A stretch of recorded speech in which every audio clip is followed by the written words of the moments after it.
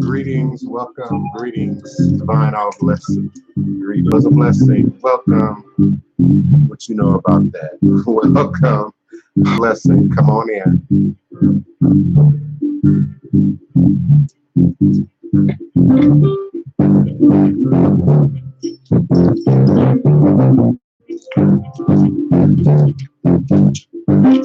Welcome, greetings, peace and love, joy and prosperity. Come on in.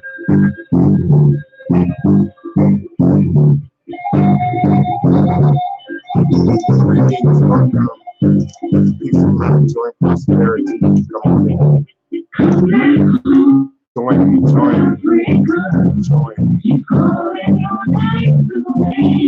Welcome, Blog Talk Radio.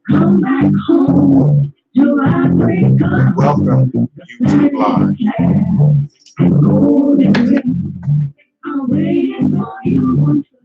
Greetings, one and all, to my new viewers on my YouTube Live platform. I'm actually broadcasting on two platforms at the same time. My Blog Talk Radio platform, blogtalkradio.com/the-divine-prince. That is from where you're hearing the music coming from. I'm also obviously broadcasting live right now here on YouTube Live at youtube.com/Voodoo Ty, V like Victor, OODOOTYE.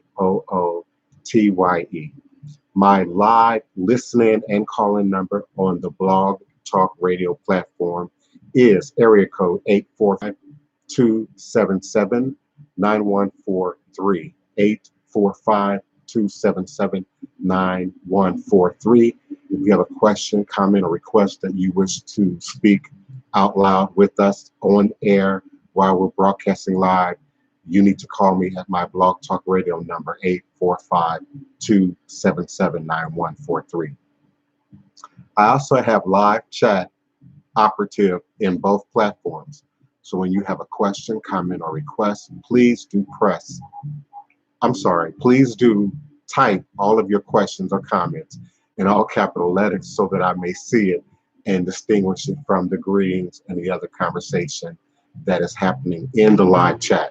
I'm grateful, I'm appreciative for those of you who take the time out of the middle of your day at high noon U.S. Central Standard Time to be a part of this sacred space, this squared circle of gods and goddesses, live on youtube.com/Voodoo Ty, and also live on Blog Talk Radio at area code 845-277-9143, and that link, that URL is already typed into the chat in both platforms for your leisure and convenience. So you may copy and paste and utilize it to interact with the show, both on today, but also in coming days. Greetings, T. Warner. Greetings. We'll be moving forward. Just allow my theme music to complete for Blog Talk Radio. Please allow Blog Talk Radio to settle in and join with us on this very special, revolutionary Hoodoo, New Orleans Voodoo Secrets and Recipes on two platforms, YouTube Live and Blog Talk Radio. All is truly and indeed a blessing.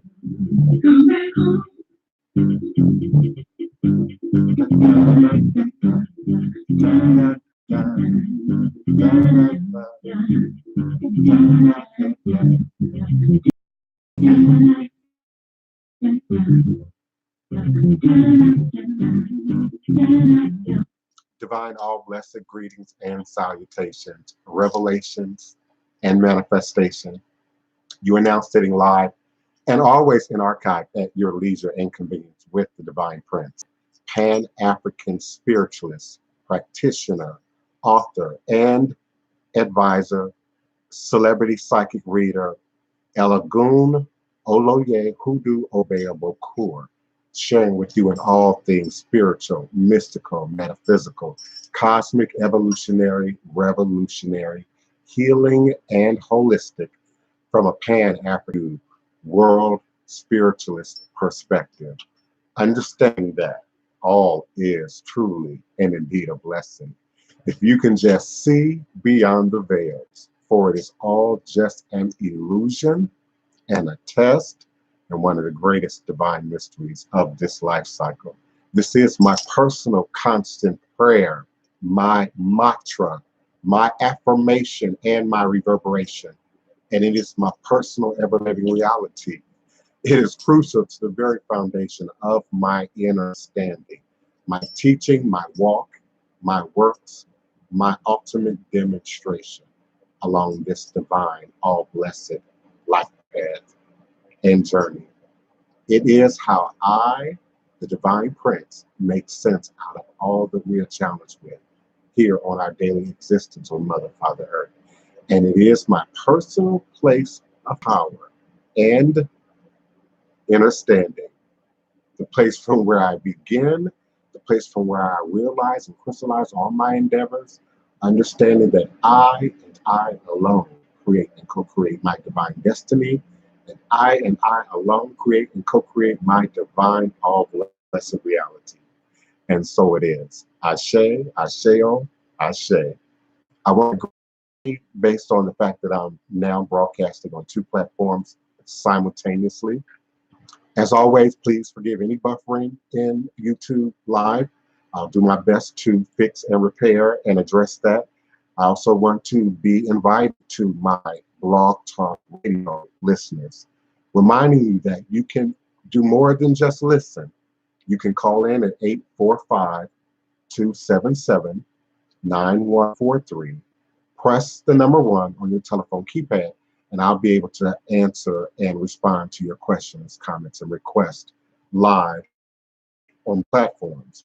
Also, be mindful that if you're using chat in Blog Talk Radio or you're using chat here in YouTube Live, do type your questions, comments, and requests in all capital letters. That makes it easier for me to separate it from the rest of our general conversation. Greetings to T. Warner and Akwesi Kwan. Please forgive me if I'm not pronouncing your name right.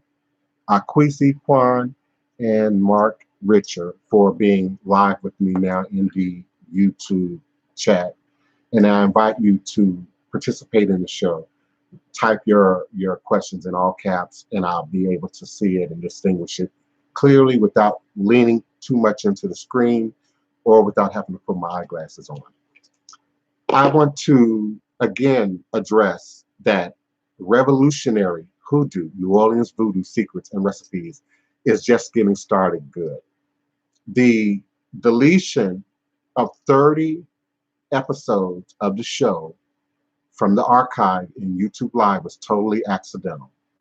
I was attempting to erase the 3 misfires that we started on Friday, and somehow in the process locked it in, apparently agreed to it, and then deleted by mistake 30 episodes from the live archive that can never be gotten back. If you've downloaded them, great, email them to me. But they're gone forever. The Blog Talk Radio archive is fine. What went into the archive is there, and so we're just moving forward. Again, all is a blessing. All is a blessing. Everything happens for a reason, in its season, in its due time. And I play the hand that I'm dealt. My elders taught me that. I play the hand that I'm dealt. I don't try to change the game. If you've misunderstood me to be trying to change the game, I'm not. I come from a very traditional, historically documented, some might say conservative place as it relates to what voodoo is and how we operate in voodoo. I am a little bit more open and a little bit more liberal to technology than many people who are operating within the community. And before I get too far ahead of myself, I always want to acknowledge, give praise, give thanks, give honor to the great and mighty ancestors on whose shoulders we now stand. For without them, I'm nothing. For without them, I wouldn't be here. And I would not therefore have a platform in which to speak and represent.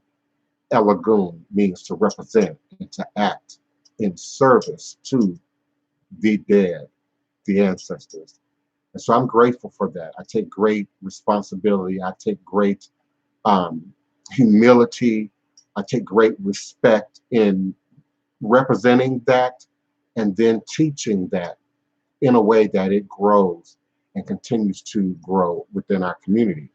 I would love to see some of these abandoned buildings, some of these abandoned church spaces converted into ancestral centers, converted into cultural centers, a place where we can all come together, irregardless of shade, irregardless of family name, for indeed we all have ancestors and many of us are united, if not all of us are united through our ancestors.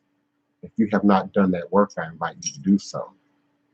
If you have not been one to get on board with the Ancestry.com, the 23andMe, and there are many others that are now growing in popularity and gaining copies, DNA copies in which to compare from. Those are just the two that I'm most familiar with. I invite you to take that journey with us. It's a very powerful journey, very eye-opening, conscious opening journey. And in many ways, for me, it was reaffirming of the Voodoo. It reaffirmed what I already felt, what I already sensed, what my family members had already said or talked about, both pro and con. There's light and darkness in all things. And so the idealism that we create a life, that we create a reality right now in this space that's free of challenge is just an ideology. It's not based in reality and truth. This life mirrors the yin and yang symbol, that dark and that light. And even in the dark and the light, there's that little circle there that has the opposite, the reflecting polarity represented in it, suggesting that there's a doorway, there's a black hole, there's a wormhole in space that allows us to move from one dimensional space to the other. The fact that science is just getting aware of that and gaining some mobility in that does not erase the centuries of documented spiritual work that has been done in that very realm. From all cultures, from many cultures, from many places on the planet, from the enhanced dream state to the ayahuasca, and other plant-based hallucinogenic experiences, which I've never done, by the way. I don't need that, so I've never done that. And there are herbs and plants that already exist that are available to us that also open up channels in your 7th, 8th, 9th, 10th chakra areas, 11th chakra areas. If Freud was able to demonstrate mathematically that we exist in at least 11 dimensional time spaces, that's string theory, by the way, if you want to look that up, string theory, then indeed we operate beyond 7 chakras. We would have to in order to have the very reality that we live in today. As with many things in the Orisha romance, in the New Age sort of commercial aspects of what New Age shows up as, things are often reduced to what's general, what's most generic, what's most accessible to the largest percentage of people, even across language barriers, by the way, not just politics and cultural and racial phenomenon, but even in terms of language dynamics. People will often reduce information down to its most common denominator, and you're trimming away much of the detail that holds up what makes sense to us when we're operating in the spirit realm. So often I will operate between talking about quantum metaphysics and alien technology and mathematics to talking about Orisha or talking about voodoo ethnic specific things, only to encourage my greater audience, because indeed there is a greater audience. I often attempt to share with you the magnitude in which we're given reach through these platforms, chat board audience. So don't panic. I'm coming right back. I was actually trying to locate my map, and I want to map who are also enjoying the broadcast.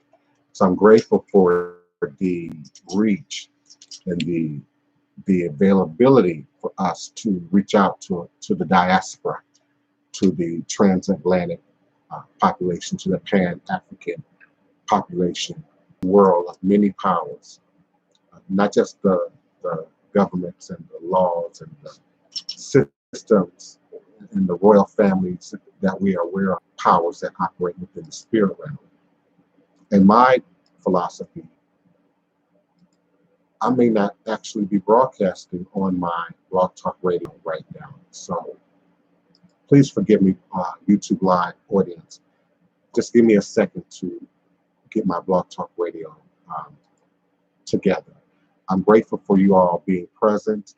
Thank you, Kiona, for being present to assist me in the live chat.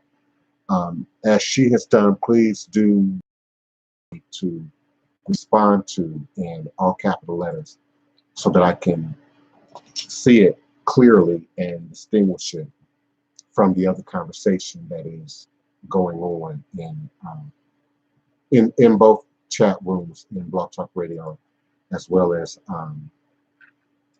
YouTube Live. I wish there was someone in as to when I'm actually being heard in Blog Talk Radio. Because for a minute I was not seeing my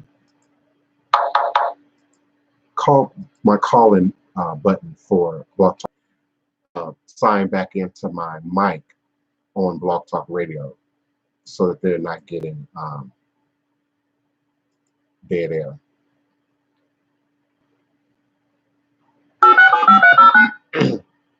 So what you're showing now, press 1. Talk Radio listeners, as well as you who might want to go back later and listen. Show an archive that you're actually hearing dead air. And I believe I did it without deleting anything,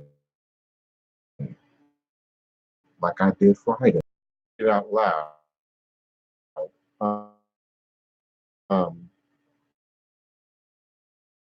Than before.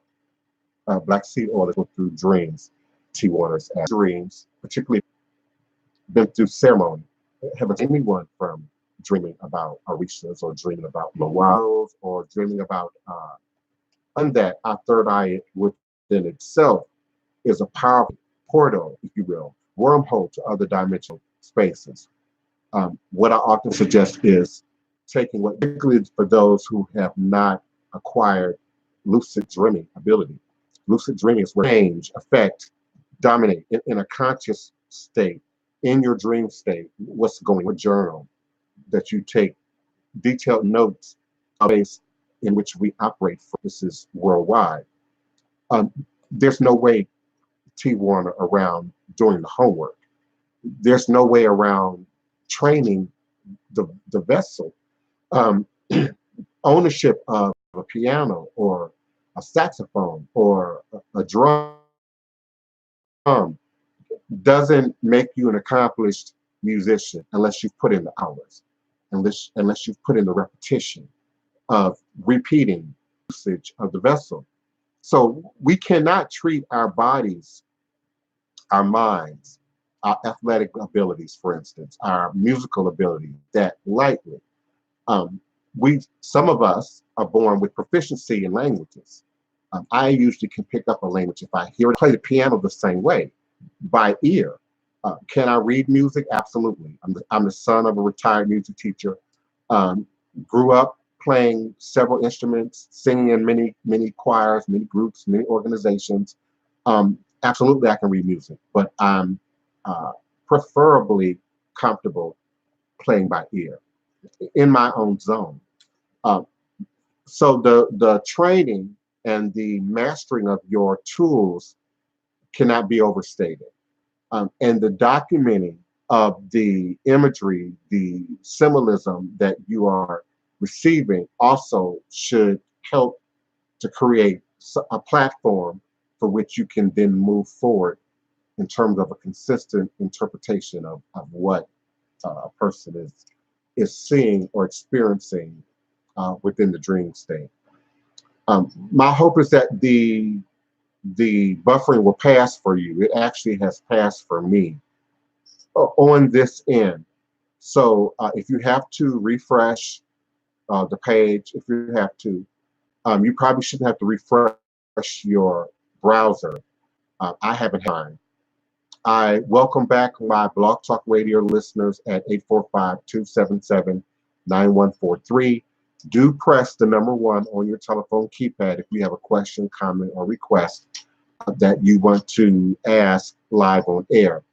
Otherwise, you can type in all capital letters in the live chat box in both the Blog Talk Radio platform and the YouTube Live platform, and I'll be more than happy to respond to your questions, comments, or requests.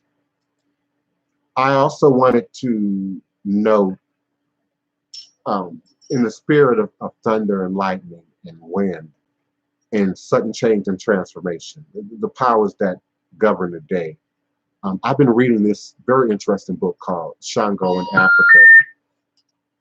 Shango in Africa and the African Diaspora. I'm not exactly sure what's going on with Blog Talk Radio and the phone and why I keep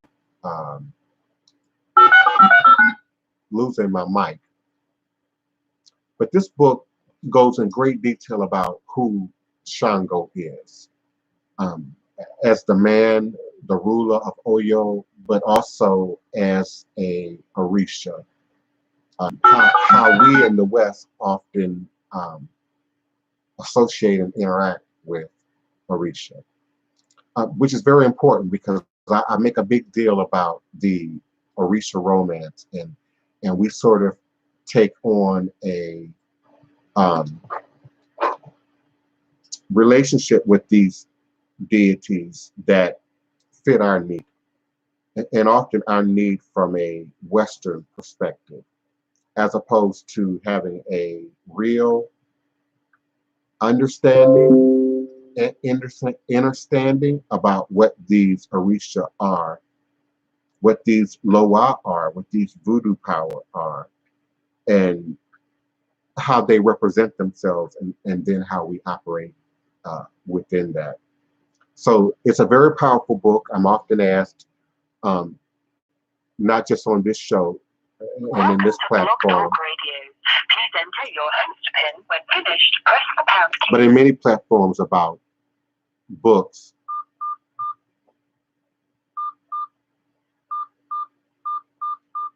and book lists and things that I. Your show now, press 1 to hear important instructions. Since it appears you're calling back into a live show, we are reconnecting you now.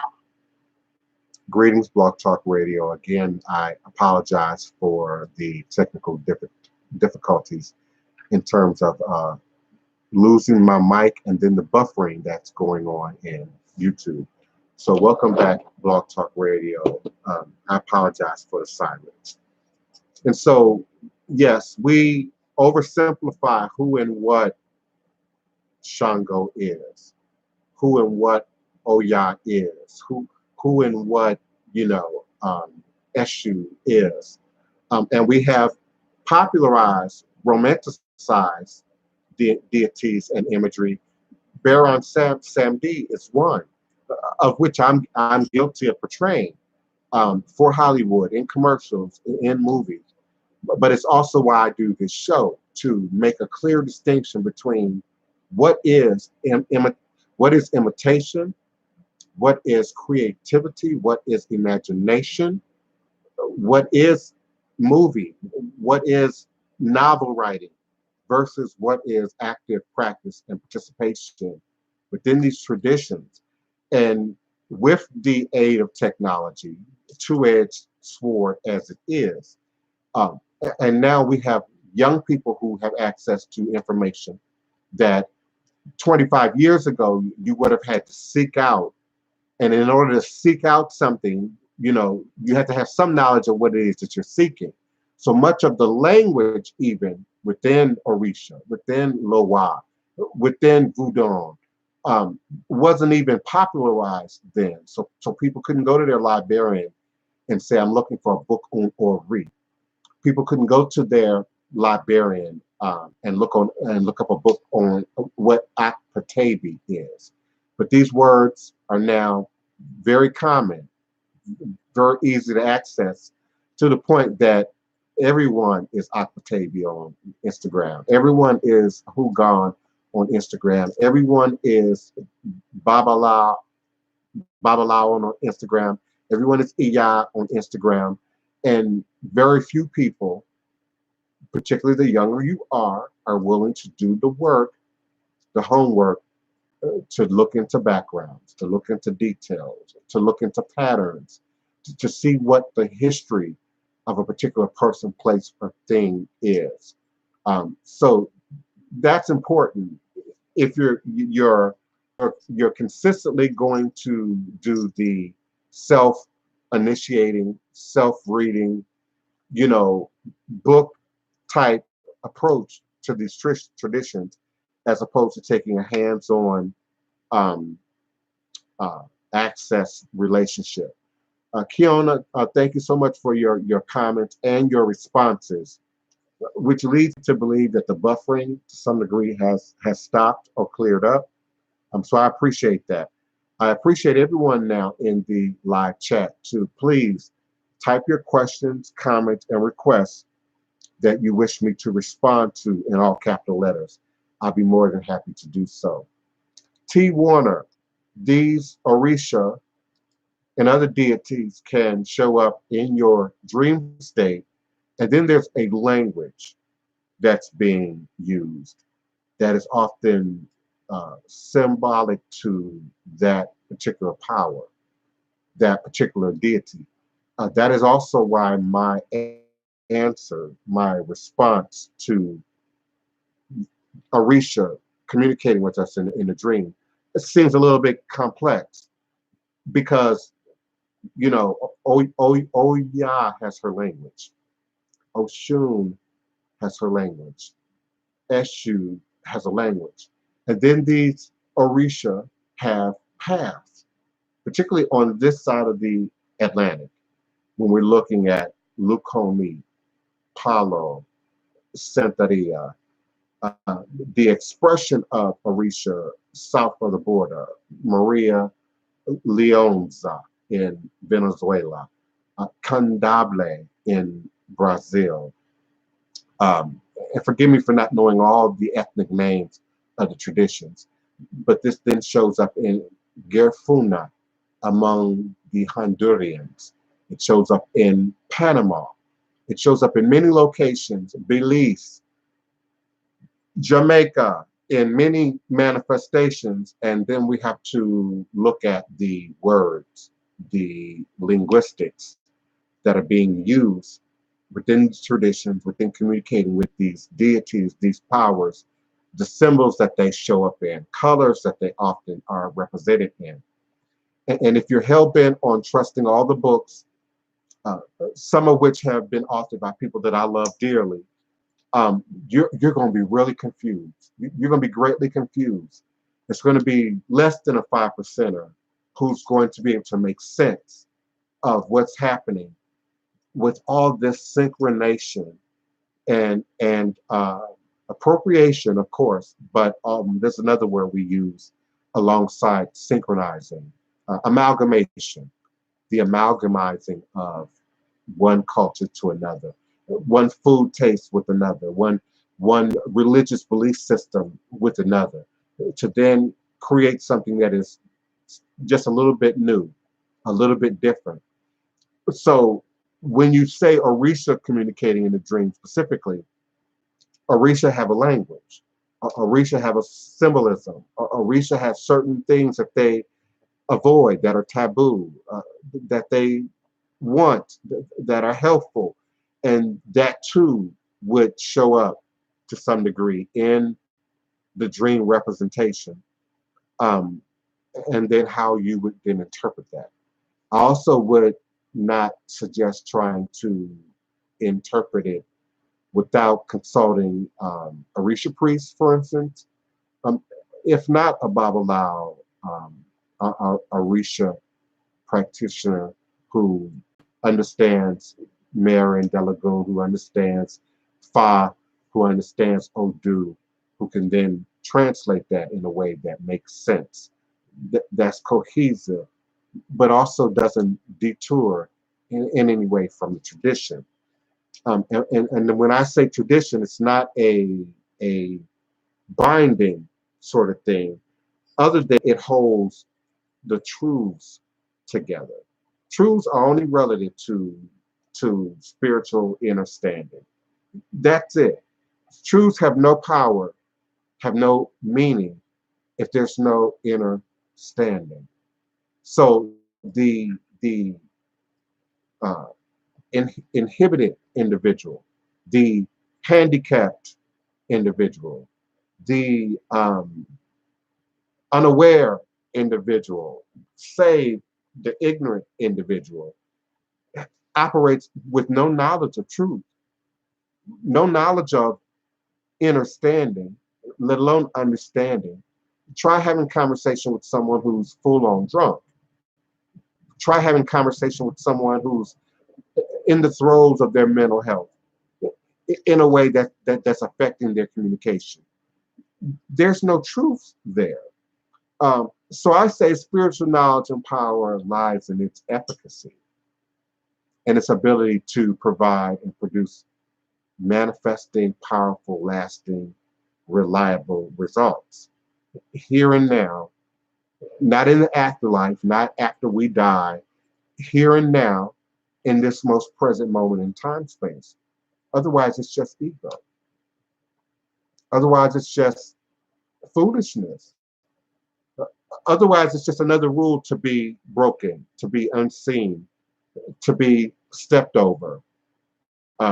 Less we're talking about deliberate appropriation, deliberate bastardization.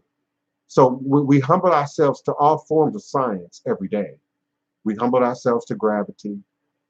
We humble ourselves to our relationship to air. We humble ourselves to our relationship to food, lest you starve. But we struggle with intellect. We struggle with spirit. And I think that's a part of what makes us perfectly flawed divine creations, in that we are more than one thing, inhabiting this biochemical, organic, carbon-based, you know, shell of a body. It is indeed that which is least touchable about us that makes us most human, that makes us most individualistic, that makes us who and what we are. So the development of mind and spirit and heart and higher chakra centered energies is why we're here in the first place. It's why I say this is a test. It's why I say this is an illusion. Some say, what is the question of life? Why are we here? What is the meaning of life? What is our purpose? Is our purpose indeed to eat what we eat and do what we do and satisfy the flesh until the flesh can't survive that anymore, until our time comes? You know, we've all heard, at least in my community, you have to die of something. But the worst thing to die of is ignorance. It's to die at your own hands.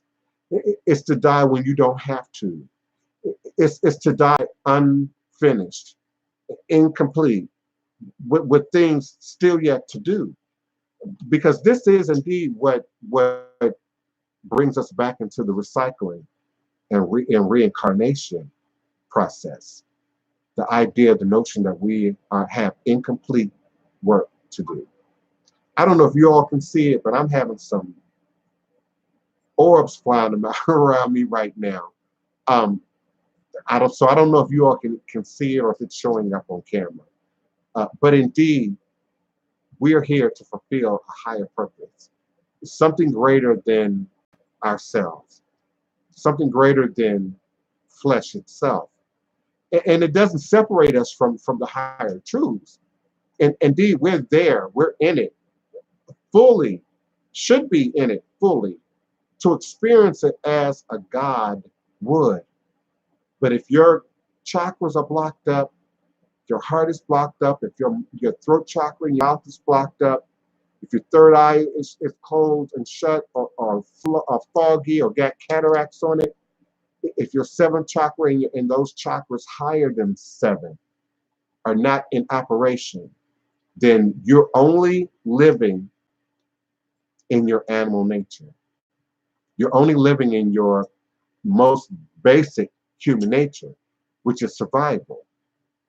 And when we look at nature, survival of the fittest, the strong aggressing the weak, in the animal kingdom or the insect kingdom, for more than just meat or substance, competition, mating rituals, where antelope, for instance, will bash each other, until somebody gives or dies in the process. We like to think that the human is higher than that, is better somehow than that. And indeed, we are and should be, because of our God nature, because of our goddess embodied nature. That part of us that is the breath from the spirit of the Most High. Whatever you call the Most High, Olodumare, Mawolisa, some of the names that I like to use in describing the Most High. So that has been breathed into us. That has been inherited to us.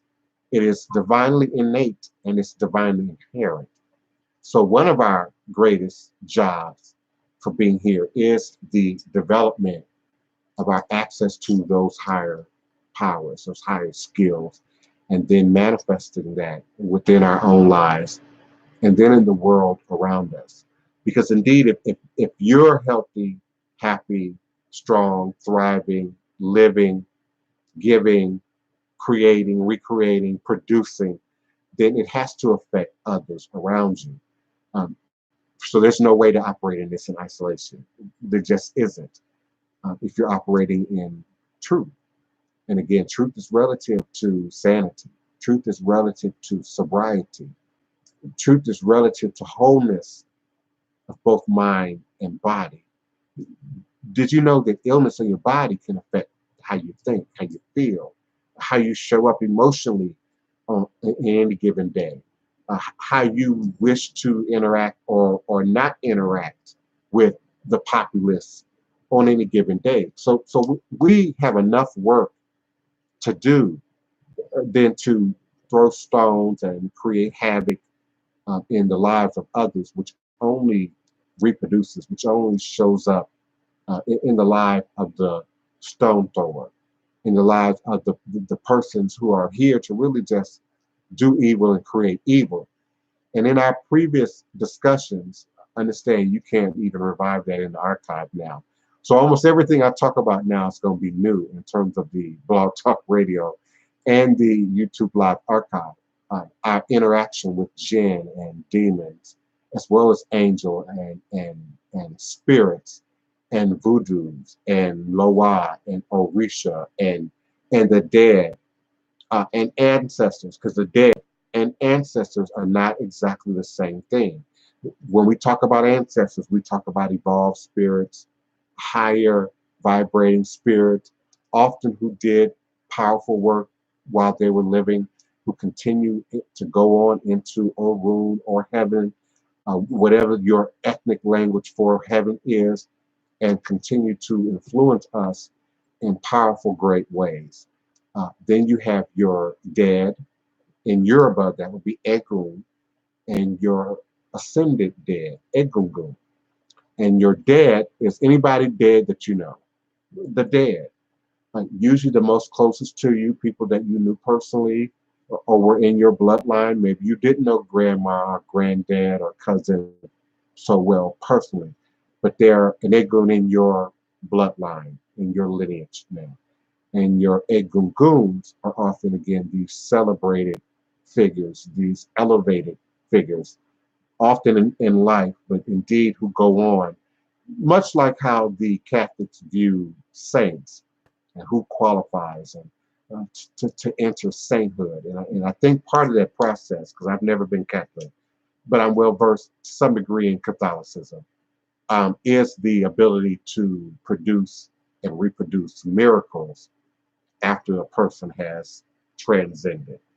And there's a period, not necessarily purgatory, but there's a period, a temporary period of time in which a soul has to be reconditioned after surviving life on earth. And so we don't expect Egun or the dead to, be ready to communicate with you right away. Now we know that that happens.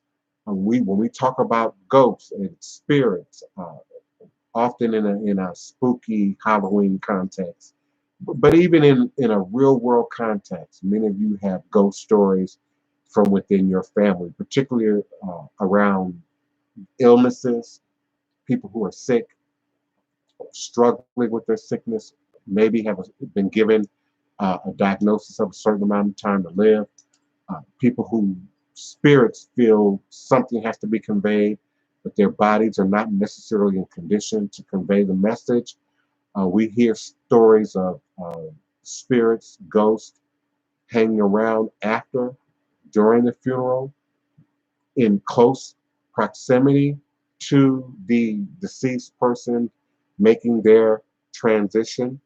So we know that the dead have been known to communicate relatively quickly. But generally speaking, the dead will pass on, make their transition. There will be a time period. And the time period varies from person to person, for where you don't get movement, you don't get communication, you don't get direct interaction with the dead. And people struggle with that sometimes in their bereavement, and then seek people like me and others to communicate with the dead, find out if there's some message that the dead is seeking to communicate, say to them. And so I often ask that people mourn your loss, grieve your bereavement, but give yourself 90 days. Give yourself 90 days before you are struggling with the idea of the dead or the Egun communicating with you after they've made the transition. In Haitian voodoo, there's a concept of Gede. But Gede is always said to show up uninvited, save for Gede's manifestation in New Orleans culture. In Haitian culture, Gede is not seen as quite as jovial and party oriented and celebratory, but it's seen more as a corpse, as a living corpse. So often the practitioner will be wrapped and swabbed and powder applied, giving the appearance of death, um, laid out in a coffin or in a coffin-like state, giving a sense of death. But Gede often is representative of what is unsettled in your bloodline, what is unsettled among the dead. So they often show up uninvited, a bit provocative, sometimes overtly sexual, sometimes overtly adult-like, liquor and cigarettes and cussing and pulling out the skeletons from within your family out of the closet is a more Haitian-like representation often of Gede and how we see Gede depicted in Haitian voodoo ceremony. But I use Gede to emphasize that there are indeed some members of our family, who we are not invoking, who we're not calling in when we feed ancestors, when we're feeding the dead. And indeed, people who are problematic, people who brought harm, people who committed great crimes, people who did things that we don't want duplicated. We don't want as a part of the generational curse, if you will, of the bloodline. And those of us who are living right now have a unique opportunity to break all generational curses, to break them and to have them not continue on to your children and your grandchildren and into the next generations. But we have to be willing to do the work. I appreciate you in my live chat. Please do type your questions, comments, and requests that you wish me to respond to, as Elizabeth has done, in the chat box, and I will be more than happy to respond to you live on air. Blog Talk Radio, everything should be fine. Those of you who are listening to me now on the phone lines, do press the number 1 at 845-277-9143. Then press the number 1 when you want me to unmute your mic. Otherwise, you also can type your questions or comments in all capital letters, and I'll be more than happy to be responsive. Let's see. I saw Elizabeth, and now I don't. So my screen moved.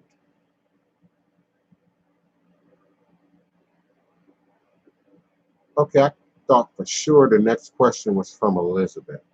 So Elizabeth, let me come back to you. I believe I'm seeing Aquise. Are Set and Eshu the same deity? Same with Hiru and Shango, and Asar and Obatala. First of all, I'm quite familiar with the idea and the concept. In fact, there's a book. Wow. There's a book that describes Moses and Aaron as being Akhenaten from Kemet. And the idea that much of the story has been sort of corrupted and retold to sort of erase the Black presence, to erase the truth of that connection. I also believe that Voodoo is the first organized religion in the world. Now, having said that, I believe it has its roots in Kemet and Kemetic magic. So we say Voodoo is the first organized religion in the world, I believe, because there are too many that are willing to say Egypt had no religion, because that's how it's been taught to us. Egypt had no religion, Kemet had no religion, all they had was Heka. That's what we say. Now, another way to say it is Egypt had no word for religion, but they absolutely had a religious attitude towards their gods and their practices and their deities and their rituals and their sun and their moon cycles and how things operated. That was part of the controversy behind Akhenaten, was he's eliminating the importance of other deities and teaching this new religion of one God, monotheism. So there are those who would credit Egypt and Akhenaten and Nefertiti, and particularly for introducing monotheism to the world, the one God religion, not Christianity, not Islam, not Judaism, but that Akhenaten indeed was the one to teach the world monotheism. So if that's the case, why isn't Akhenaten's name in the Bible? Why not, and who indeed then was the Pharaoh, which is also contested. Who indeed was the Pharaoh, if at all, who allowed his army to be drowned in a reed sea, R-E-E-D. We say the Red Sea, but it's a reed seed, seed, R-E-E-D, the reed seed. If you understand your geology and you understand your history and you understand the dynamics of the land in that region. So we are now to believe that this army was drowned in a reed sea that wasn't but so deep in terms of water level. So I believe there's absolutely some connection there. There's some correlation there. And that as these deities spread into other parts of the world, another reason why I encourage Aquasi that my viewers and listeners have their DNA done, particularly Ancestry.com.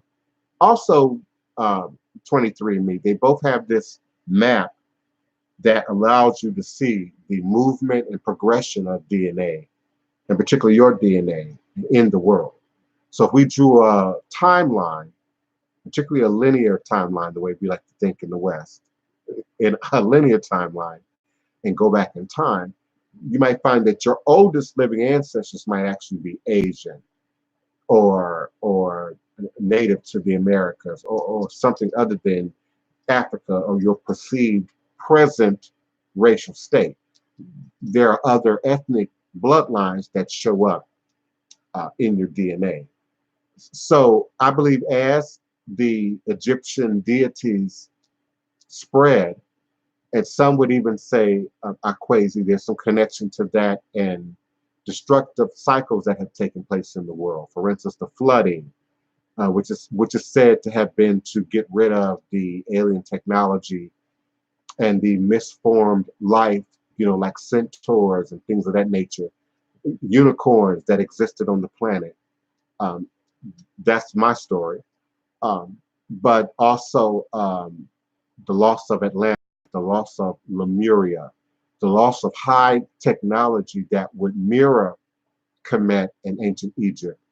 And then it spread to other parts of the world to then be given different names or to be misinterpreted technology, misinterpreted spirit practices. So there's some connection, some correlation to thinking that way. The danger, Quasi, is in absolute comparisons, because you can't then make absolute comparisons. We're talking about whole lifestyles, culture, foods, oils, incense, herb, what was available to and a part of the Kemetic practice versus what was available to and as a part of the now Orisha practice. But that's a great question, and absolutely something that should be explored even further. Kiona says, I'm not showing on camera, but I still have many viewers, a few dozen viewers. So maybe it was temporary. I don't know. But thank you for that, Kiona.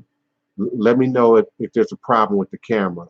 Anyone else who's in chat, anyone else who's viewing me now, pop into chat just long enough to let me know the quality of the video. The next question, Elizabeth asks, is voodoo spirituality restricted and limited to a specific traditional group or community?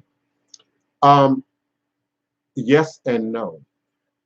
We have to first examine that voodoo is West African. And I commonly say this. I said this on a documentary that I filmed recently that'll be on television soon, that voodoo first is West African. Now, in the context of what I just said, it's the oldest world religion. It absolutely has some connection to, some connotation with Egyptian magic and how we perceive Egyptian magic. So we know that there's amalgamation and a synchronization that has taken place, even in the formalization of what we know today as voodoo. Then there's that voodoo that made its way through the Middle Passage to the Americas, which would not have happened without colonialism and slavery. So now we're reintroducing a new group of people to our practice, to voodoo, what voodoo is. And it is now becoming something else. Hoodoo, Obeah, uh, Booker work here in the Americas, uh, root work and conjure, etc. And as this continues to happen, people lose connection to the truth, the history, or choose to carve away the truth and the history. I also, beloved Elizabeth, suggest well, it's more than a suggestion with my godchildren and many of my clients that you have DNA done, and find out what exactly is your connection to voodoo. Because it's one thing to look at voodoo and Orisha and many other West African practices as just being something magical. That's, from a scientific perspective, anyone can mix sort of ingredients together. We're negating that these traditions are built on ancestral honor and worship. And so I suggested a book that I'm reading right now, earlier in the show, about Shango, for instance. Read this book, Shango in Africa, um, and Shango in Africa and the African diaspora. There's no ebook available for this. There's only a print book available. You can get a brief view of the book and what's in the book by using Google Books. And that's one place, by the way, where I do have an active library, an active bookshelf. People ask, what should I read? What should I be reading? Look at my Google Books. Um, you'll find out that it's hundreds, maybe even thousands of books. So no, there's no one book or no dozen books or no handful of books that you can read and get some clear understanding of how these traditions work. But in the reading of Shango in Africa and the African diaspora, edited by Joel E. Tishkin, Toyin Falola, Toyin Falola, and Akintunde Akinyemi, through the Indiana University Press. And it gives you what we call oriki in Yoruba, uh, poems, praise songs that give us the true nature of many of these deities. And it's also complementary to the Odus within these traditions. So Loa and the voodoo spirits are accessed a little bit differently. When we think of voodoo from a West African perspective, Benin, Togo, regions in Ghana, where we still find Fan and Ewe people, Ghana, regions in Ghana, where these people still survive today and the practice survives today. So we have to look at lineage, ancestry, DNA. It makes as much sense, Elizabeth, to me, my opinion, as me trying to access Italian deities or ancient British deities, for instance, if that's not present in my bloodline, and to what degree is it showing up in an authentic way. Now I'm almost 85% African, but I have European ancestry. But I have not made that my larger focal point. And I believe if I did, Elizabeth, people would look at me oddly. People would question me. People would criticize me, uh, even more than the criticism that I deal with today.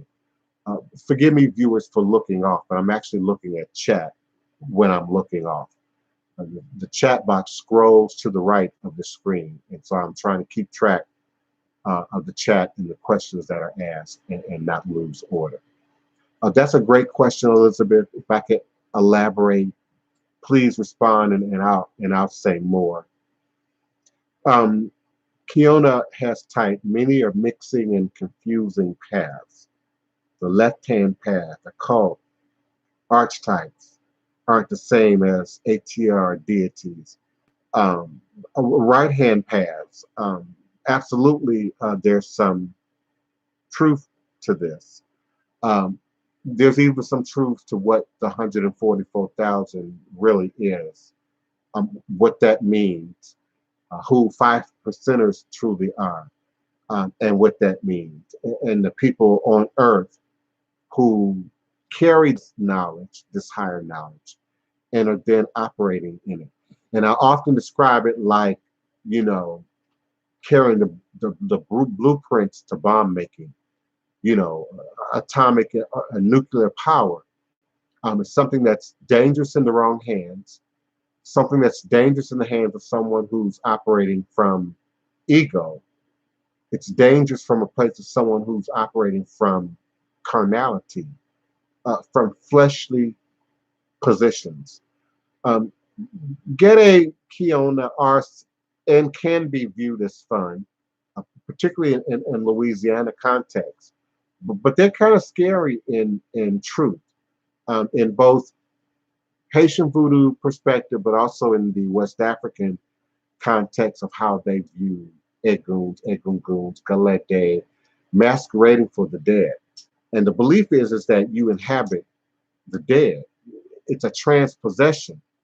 So the human has left their body and Gede is present. So it's really frightful a little bit.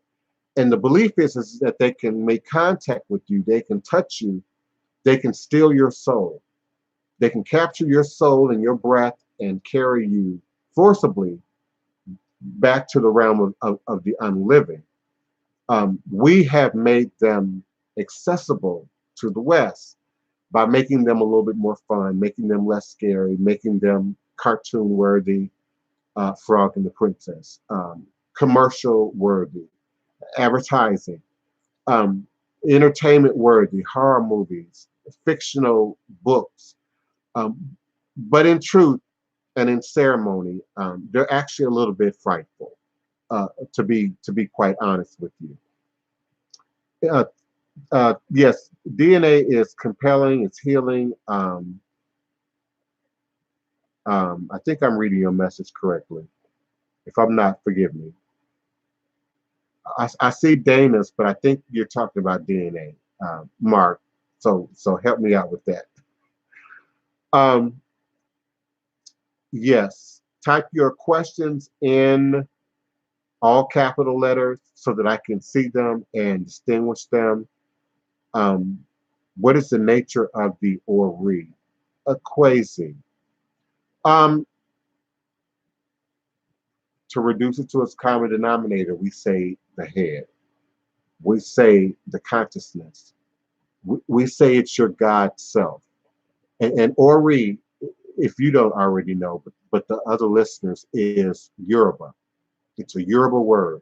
So Ori is said to be first Orisha. Even in the realm or the context of Orisha romance, you've missed the idea, not you crazy, but the people who are operating in that Orisha romance, that Ori is the first Orisha.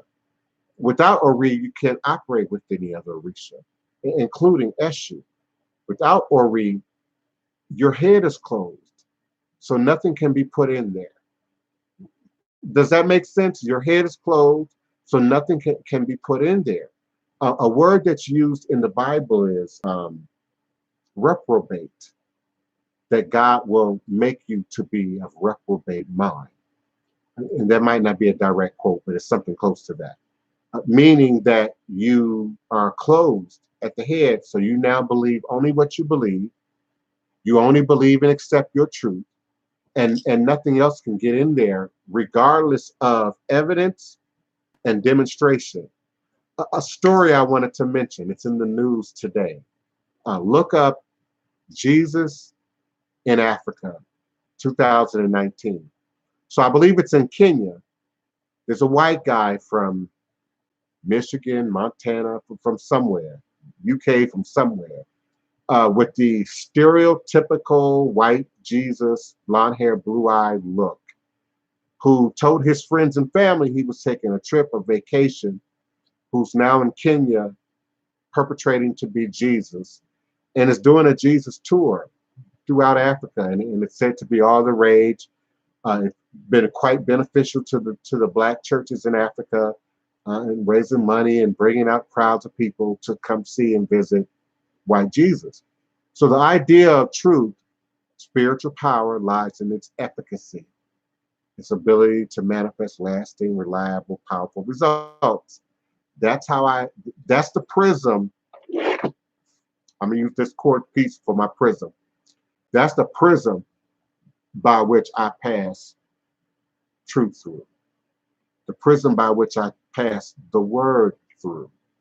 The prism by which I pass what you say, what I say, the demonstration through is this ability to provide and to produce and to manifest lasting, reliable, tangible results right here and now in this present moment in time space. Because if you see the stories about white Jesus today in Africa, truth doesn't matter in the presence of faith.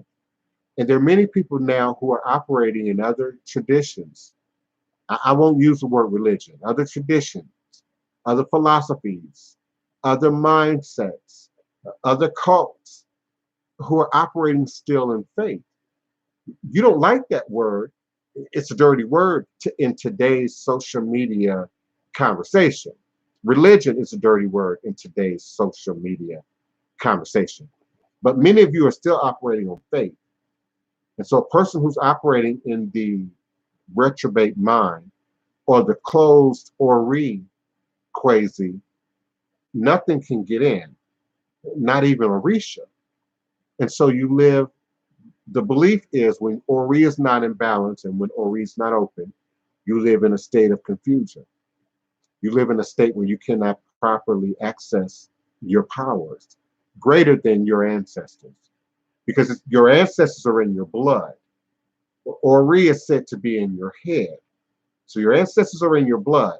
So when one's Ori is closed, and you've done all possible means to open it, it is your ancestors that are being neglected. It is your ancestors that are not being fed. So when people say, how did you end up in voodoo? How did you end up with this crystal mineral thing? I took a journey from evangelical Christianity, growing up in a household with the 33rd. Some of you know and understand what that is and what that means. A 33rd Mason, okay, and a mother who is still a devout evangelical Christian believer, but almost to a metaphysical perspective. So me and my mom can hold a conversation and it makes sense. My mama can talk her Bible and I can talk my voodoo, and we can find a crossroads where she knows exactly what I'm talking about. I know exactly what she's talking about without either of us having to combat, fight, argue over religion. That's the illusion. Religion is an illusion. It's not that it's not real. Religion is an illusion. Just like prosperity, just like happiness, just like wellness. What does wellness mean at any given moment in your reality? What does prosperity mean at any given moment in your reality? Happy birthday, Raven Simone. Today is Raven Simone's birthday. Raven Simone is one of the richest Black women in America. Okay, so what is prosperity to Raven? What is prosperity to Oprah? What does prosperity mean to you or I? It is relative. It's a relative truth, but it's relative to your place, where you are in the universe at any given moment in time space. So without Ori, Quasi, you can't do anything. And I know in Akan, in Ebe, in Fan, there's also the equivalent word idea to Ori and what Ori is. Even Kemet, Now, Kemet has the ab and the ka and the ba and the various parts of the physical body, but also the spirit body. And there is a word for the head or the higher consciousness. It just escapes me right now. Um, but it's also demonstrated in their usage of gemology. Quartz crystal first, the largest amount of objects and materials in ancient Egypt contain quartz, and a very specific type of silicon dioxide clear quartz. It's present in many of the crystals that you can buy today in the shop. It often shows up in great clarity. It's what makes your computer work if you don't already know that and understand. And this, for me, if I must use the word shortcut, because some people are here looking for the shortcut, this is it. If there's a shortcut at all, this is it. But this still requires homework. It requires what I suggested to Elizabeth. I believe it was Elizabeth that asked the question about Orisha's communicating with you in the dream. Forgive me if that was Elizabeth. Whoever asked that question, I'm speaking to everyone.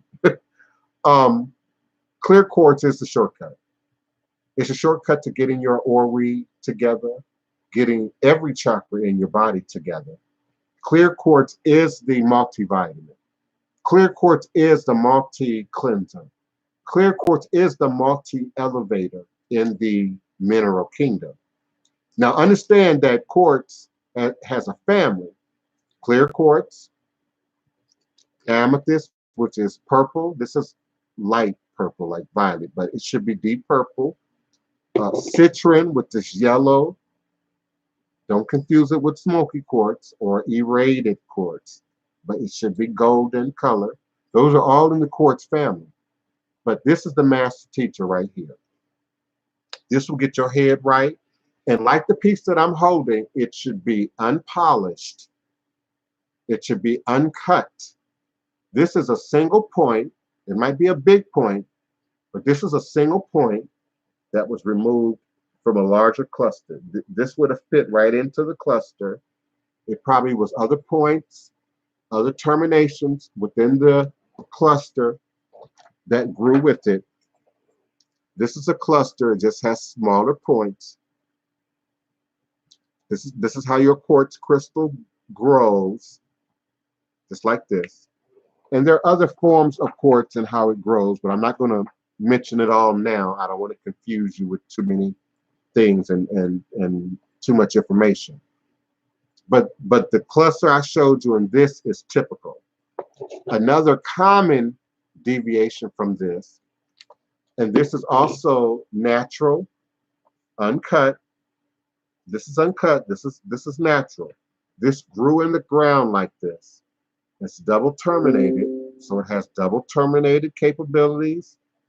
It has a twin where they grew together, so it has twinning capabilities.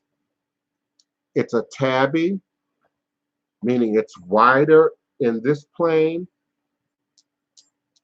versus the planes that are on the sides for both pieces. So this is a tabby. This is a tabby. See that from the side? That's a tabular crystal. When we say tabby, we mean tabular, like a tablet. Whereas typically a crystal grows a single apex and then kind of grows around in a sort of even or uneven trajectory. But these are natural, unpolished, uncut, meaning man hasn't fooled with it other than to get it out of the ground and give it an acid wash. So it has all of its records on the surface as well as what is naturally embedded in the stone present. And this is your shortcut to the head. Now, there's no shortcut to operating, in voodoo or in Orisha or with these traditions. But the quartz is your shortcut to getting your head right, getting your third eye open, getting all your chakras within your body and within your system in alignment. and in a place to receive higher information, higher levels of understanding, um, and to be able to operate on higher frequencies, which is often what is being required when we are operating in the realm of spirit. And Ori is our personal connection to spirit and the spirit realm.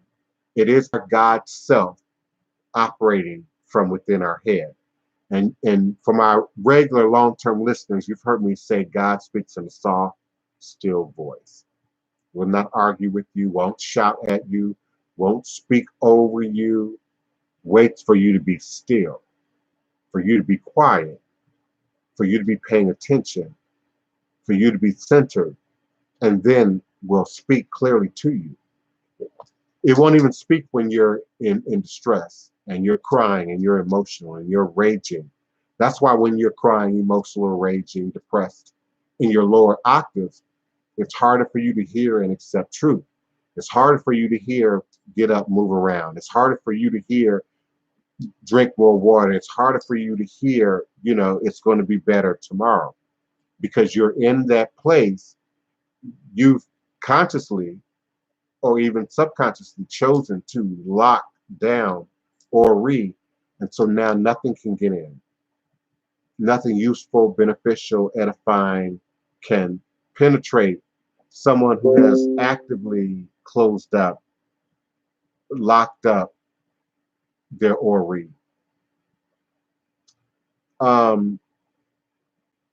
Give me your questions. Please type them in all capital letters in both chat forms. That helps me, that allows me to see them to a greater degree. And Kiona, I'm seeing you say it's unpolished and pointed. Say terminated. It sounds like it's single terminated. And if you can, take a picture of it and send that to me. It sounds single terminated. We say terminated, meaning it has a point on it, a single point on it. But sometimes even a single terminated crystal, I don't have one right in front of me, will have projections on it, other terminations on the body of it. But that sounds like a great piece to wear as a talisman. Your one piece that you're going to use the most. It's going to store all your information, including how you operate and work with other stones and crystals. It does not always have to be this big. This is a piece that just worked for me. It's double terminated, just like this, except the other point, Kiona, the other termination is hidden within the silver. And there's a hole in here.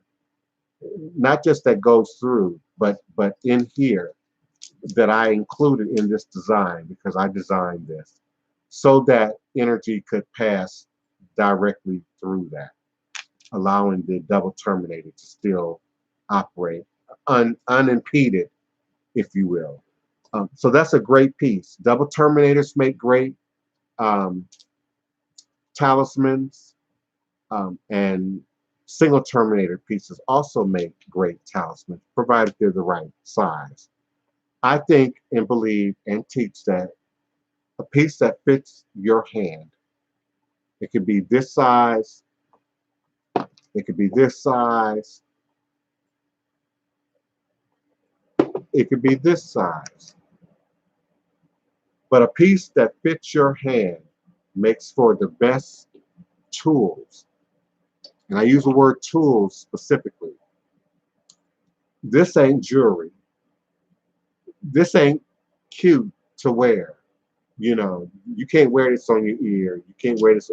This is a tool for use on yourself, for use in your practice, for use in others.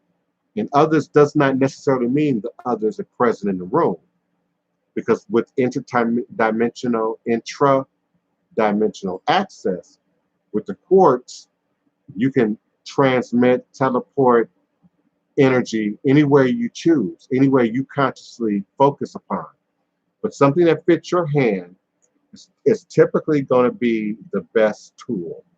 A clear piece like this is going to be your best tool for meditation, for focused meditation, for visualized meditation, for going within, for addressing Ori, for bringing clarity to Ori, and then projecting out the reality, the imagery, the result that you're seeking when you're doing your mind work. I like to call it mind work, conscious work, or rework. This is all a part of that.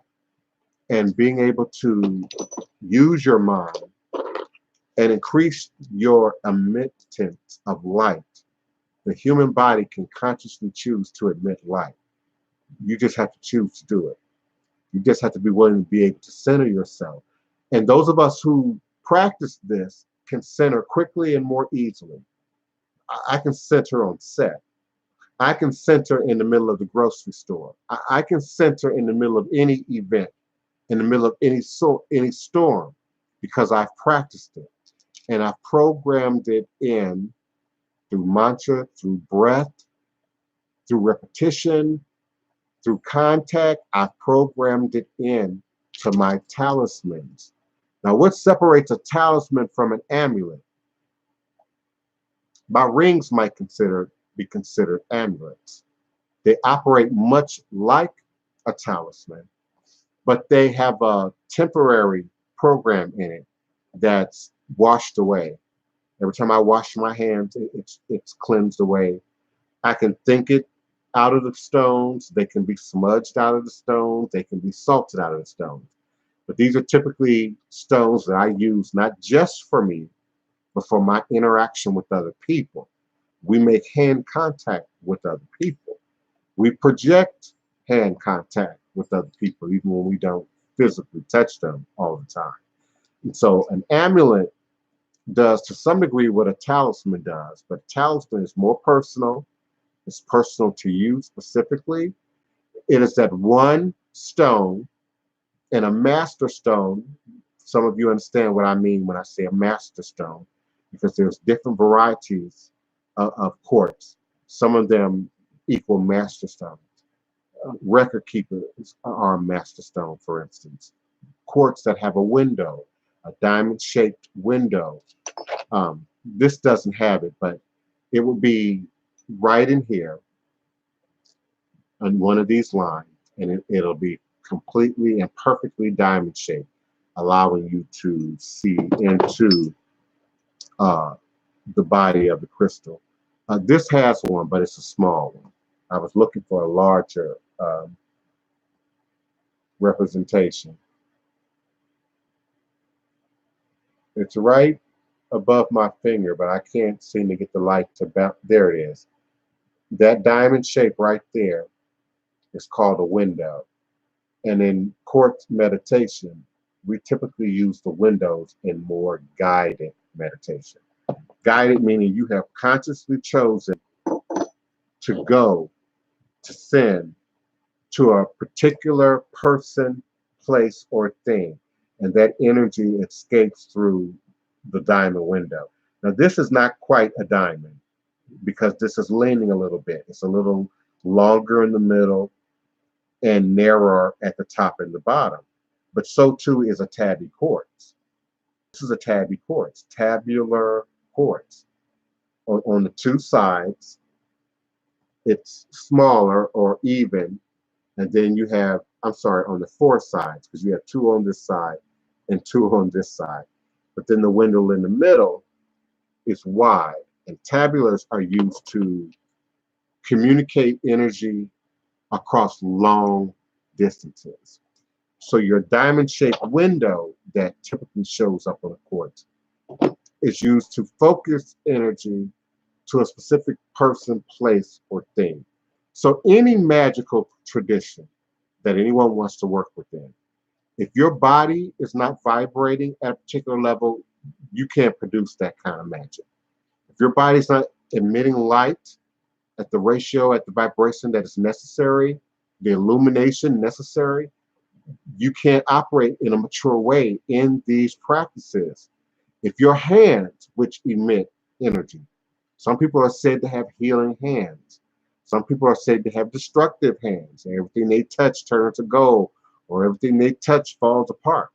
All of this is euphemisms, mythological phraseology that we sort of throw around in the spiritual world, in the religious world, that have a much deeper meaning and connotation that we overlook, that we misunderstand, that we don't spend time in deep thought.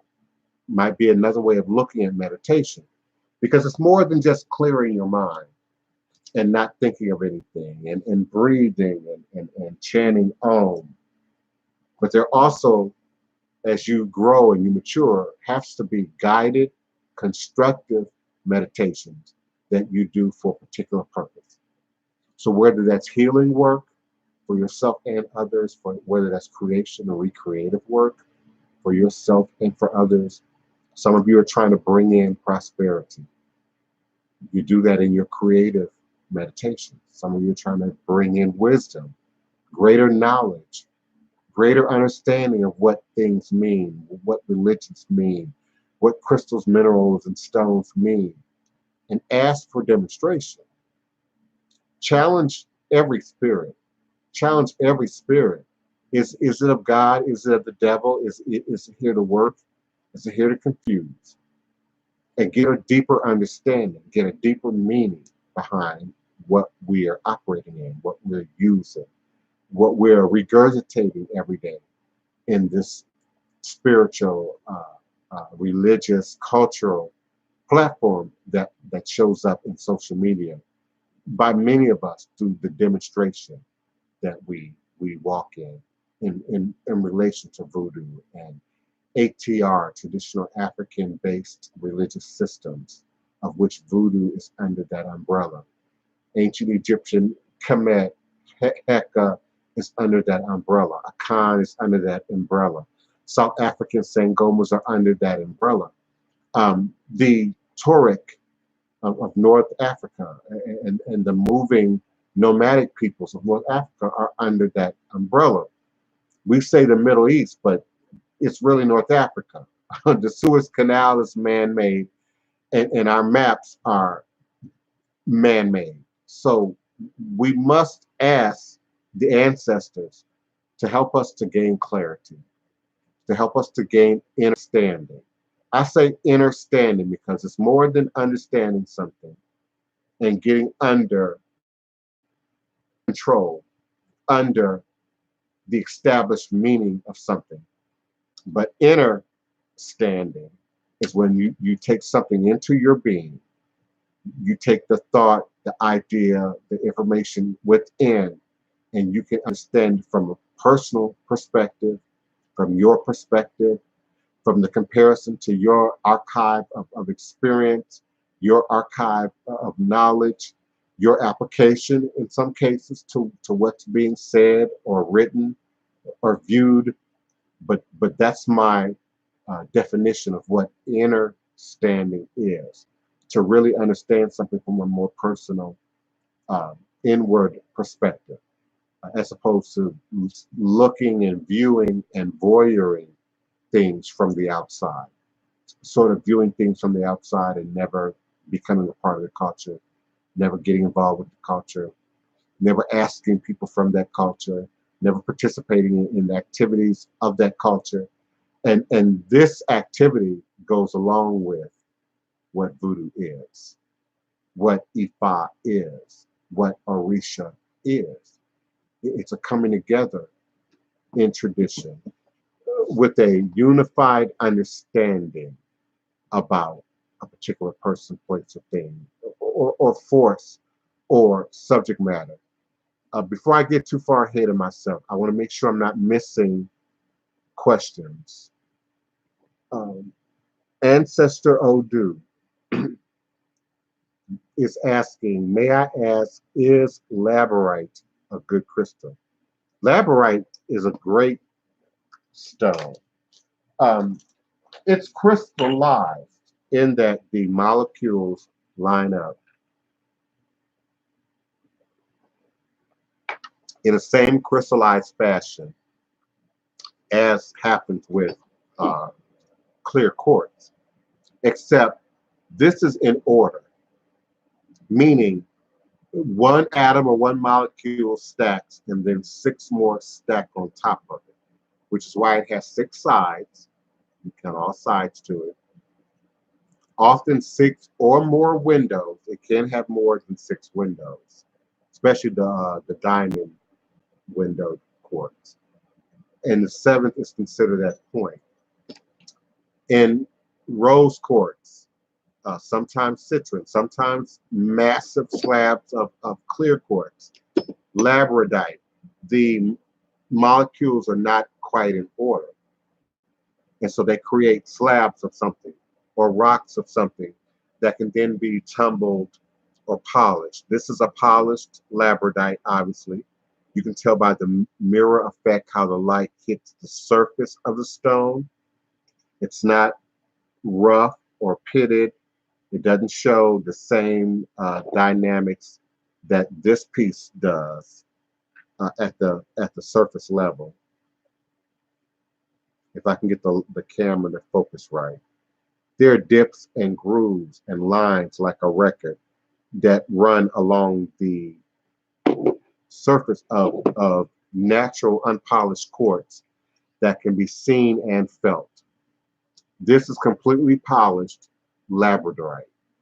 It's a deep, majestic, magical blue only when the light passes it from a particular direction.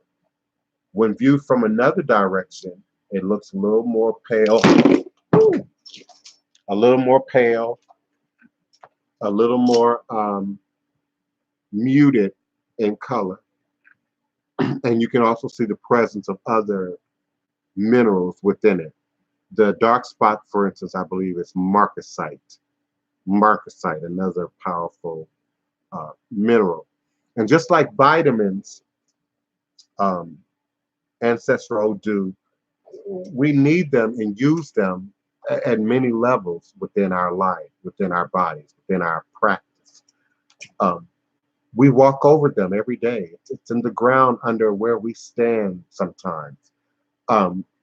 Even in modern locations that you think have been plowed and dug up, you're still finding natural stones that are just not polished, that are just not shiny like this, that are covered in dirt.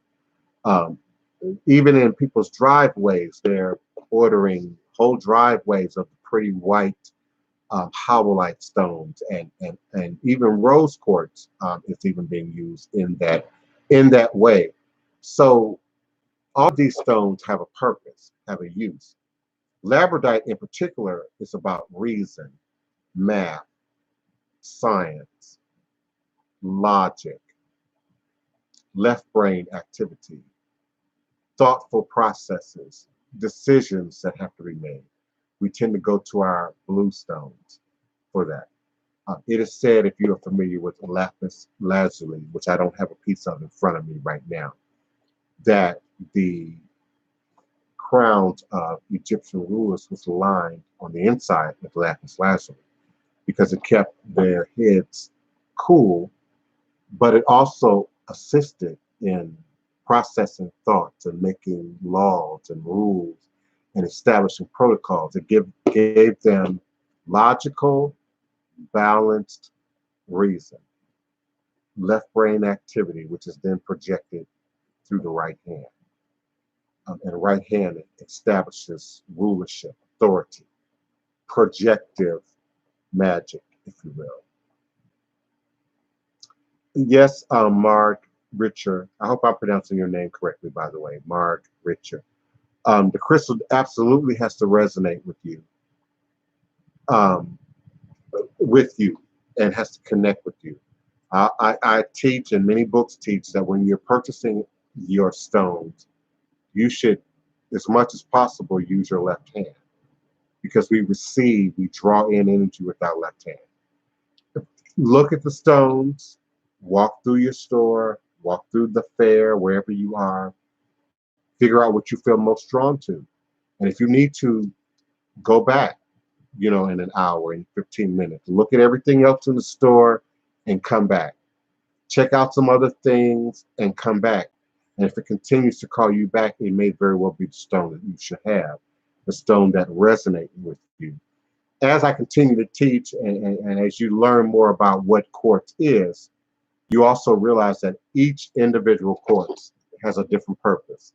This is laser wand. This is a tabular quartz with chlorite and hematite in it, with impeccable clarity. So each piece also has a different purpose. So sometimes you know when you're going in, you're looking for a stone that does a particular thing that uh, facilitates a particular purpose. And other times, a stone just calls to you that knows that you need it, that you're the person that it must travel with. And two, that will be the stone that often you'll buy, you'll purchase. How do you activate crystals to feel the full potential effects? Thanks, Marcus, my favorite person, for checking in with us in the chat. Powerful artist from Chicago. You activate them first by, you know, bring them home, or if you already have it, wash it off with cold water. Don't use hot water, cold water. Make sure it's clean, and then set with it in your left hand. Now, if it's a, you know, a convenient size, Marcus, I strongly suggest that you keep it on you at least 90 days or more. Again, it may very well end up being your talisman piece. I often carry this piece in a bag. I said, this is going to be the next piece that I have set in silver. It's going to be this to me, little tabular single point that has chloride and hematite in it. Chloride shows up as green, hematite shows up as red, or sort of this dusty color in your quartz, and strengthening and cleansing properties. And so you want to keep it on you, Marcus, as long as possible, preferably 90 days or more. I would keep this in a crocheted bag, similar to this, and keep it on me. And nylon crochet threads are washable, just like your baseball cap are washable. So I can wash this bag as often as I want to. I can wear this in the shower with no problem, in order to keep a stone on you for as long as possible. It's just like building a relationship with a person. You get to know them over time. You get to know more things about them over time, their likes, their dislikes, their moods, what affects them and to what degree. And because we understand from this quantum metaphysical magical perspective that this does everything your computer can do plus some, Marcus. So it's absorbing all that information, and you are also absorbing all its information, even if it's not conscious to you. But the studying of your stone also helps to facilitate.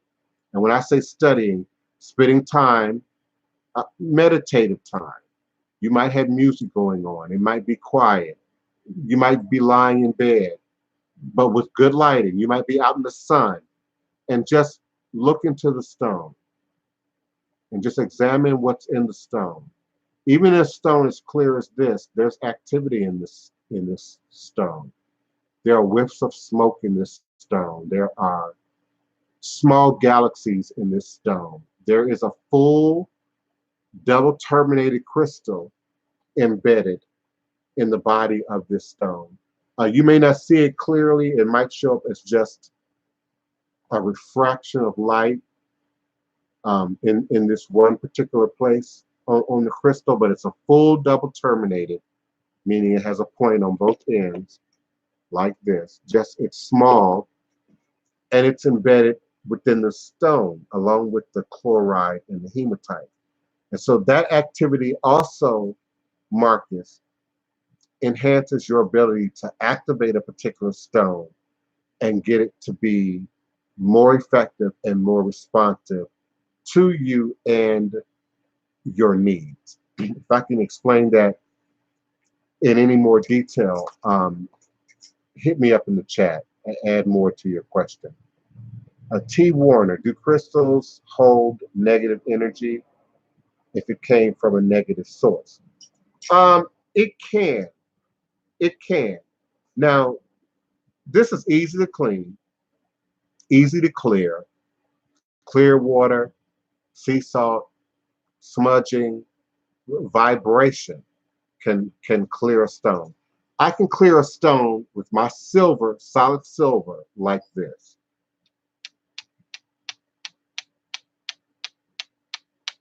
And then reinforce another vibration, another energy into the stone. First through your left hand. But typically, it's the hardest thing to manipulate is clear quartz. Now, you have some varieties of darker stones like jet, like black tourmaline, like tiger iron that have a completely different relationship. Now we're talking about stones, tiger iron, stone, tiger eye, stone. Black tourmaline is crystallized, but we would say it's more of a stone, but it is a crystal. These black striations are a crystal of itself. It's just not a six-sided structure like our quartz. And black tourmaline is a good example for me to talk about in terms of negative energy, because black tourmaline is the only one that can send it away in either direction because of these striations, because of these wands. This is really a group of wands, of tiny needle-like wands that crystallized and adhered together to create bigger pieces, bigger chunks of what we call black tourmaline. And it can be really big, they can be really massive, or they can be small enough to fit into jewelry or in a pouch. Now, some of it you have to be careful because it'll break off. These little pieces, if you rub them rough enough, will begin to crumble and break off until you get down to the hardest part of the stone. This has been handled quite a bit, so it's probably not going to break off anymore. If I keep doing this, I'm not feeling any pieces fall. And I have my keyboard on my lap, so if pieces were falling, I would hear them hit the keyboard. But there's cheaper varieties of this that you buy in a stone, and it's a little fragile, and they will break apart on you. But this is the only black stone that actually sends the negativity away. It's the only black stone that does not need to be cleared or purified. Is black tourmaline. It has that enough energy, enough vibration to do that on itself. Another black stone is black onyx. Now, black onyx can hold dark energy. Black onyx compared to black obsidian, which is actually a volcanic glass. This is black obsidian. This is black onyx. You really can't tell the difference unless you know what to look for.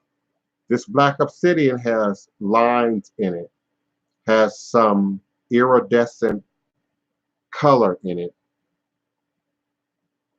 almost like an eye, almost like if this was in the right light, that eye in the middle would light up green, lavender, pink, almost like an eye looking back at you from your black obsidian. And as I roll it a little bit, you can tell it has some iridation in it. Sometimes it's gold, sometimes it's silver. They call it sheen. Golden sheen, silver sheen, obsidian. This is actually volcanic glass. Now, it operates like a black hole.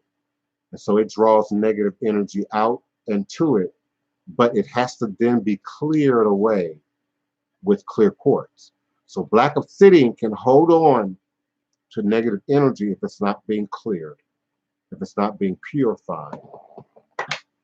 Black obsidian, onyx is denser than the piece that I just had, than black obsidian.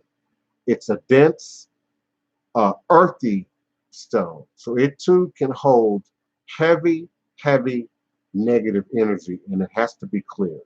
It's also said that it can hold thievery-based energy.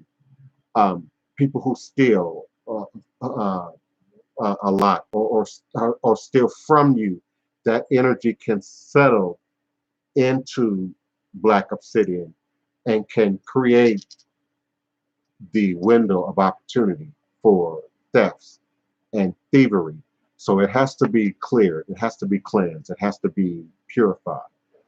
Tiger iron is a combination of jasper, red jasper, gold tiger eye, because tiger eye comes in other colors, but this is golden tiger eye. And then that more dense color in the middle kind of looks mirror-like, kind of looks gray-like, is hematite. This is hematite. And if I drug this polished hematite across a porcelain plate or a sidewalk, which I've done many times, that's why it's kind of dull on the end, it's going to leave a red dust trail, red, because this is an iron ore, this is a copper ore. It's going to leave a red dust trail, not metallic, not gray, red.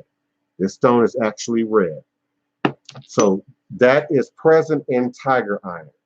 Now, because of what jasper does, the activating power of jasper, the third eye power of tiger eye, and then the protective electromagnetic power of hematite, this affects negativity. It can call negativity to it, but it then projects it away, blocks it away. So I'm more concerned about negative energy that has to be cleansed, setting up in stones, minerals, granite, marble. We see that in the lobbies of buildings, constantly being cleaned, constantly being washed, constantly being locked. But it holds energy, both positive and negative. So clear quartz doesn't hold negative energy very well, if at all, particularly in certain powerful configurations. Now, when you start talking about denser quartz, less light passing through it, less clarity, that has to then be cleansed and purified. I hope I was able to address that question. If I'm not being clear enough, just hit me back again in the chat, T. Warner, and then I'll respond again to your question and anyone else who's asked a question today. Thank you so much for being present for almost 2 hours with me in the middle of your day at high noon U.S. Central Standard Time, both on Blog Talk Radio and also in the live chat in both platforms, Blog Talk Radio and YouTube. Joy, fun, happiness is in Blog Talk Radio in the chat. And she's asking, how do you know if there's a curse on you and how do you release it? Again, there's many ways to determine a curse and how to operate with it, in it, what to do about it. Joy, fun, happiness, I appreciate your question in the Blog Talk Radio chat. First, it's going to be symptomatic. There's going to be things that happen that are not explainable, that are frequent or infrequent, that show up in a negative consequence, that cannot be described, prescribed to physical illness, anomalies in the house or in the environment, for instance. For example, we know of houses that are said to be cursed and or haunted or some combination of the two.